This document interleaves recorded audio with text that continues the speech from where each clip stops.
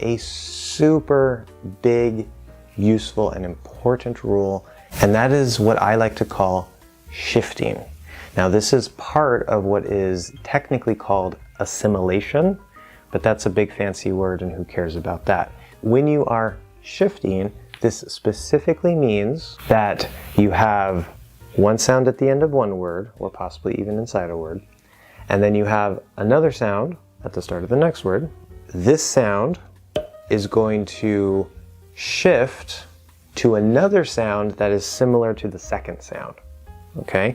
And I know that's very abstract. So for example, if we say sweet potato, now clearly enunciated, this would be sweet potato, where there's a little T there.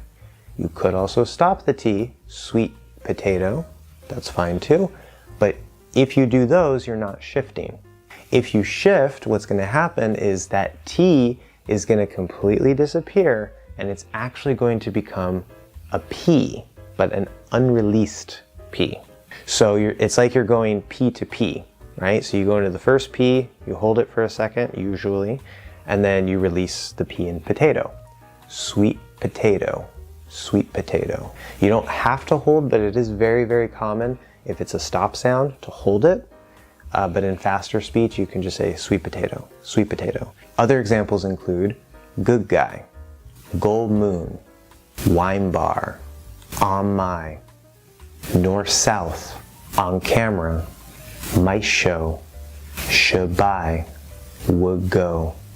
Now, with me saying those as slowly as I'm saying them and as clearly as I'm saying them, they do sound a little bit weird, because remember, if we slow down more, we're likely to enunciate a little more, and then you're going to sort of change back to the original. Should buy, would go, for example.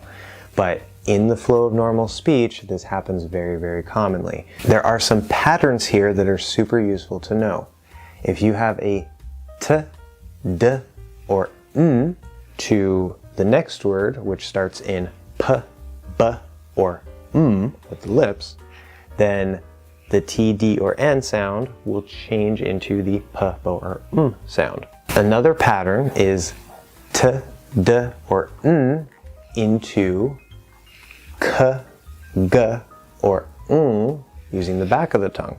Because remember, these are the three placements in the mouth for the stop sounds. 3 use the lips, 3 use the front of the tongue at the top of the mouth, and 3 use the back of the tongue in the back of the mouth. So we see, for example, with on camera, instead of doing an N here, on camera, which you could do if you clearly enunciate, instead we're going to do this back N, and then release the K, on camera.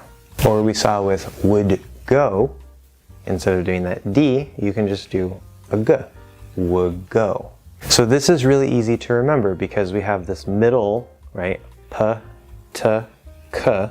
So we have that sort of middle one, using the front of the tongue here. T, D, N can shift forward to the lips if the next sound is a lip sound, or it can shift back into the back of the mouth if the next sound is K or G.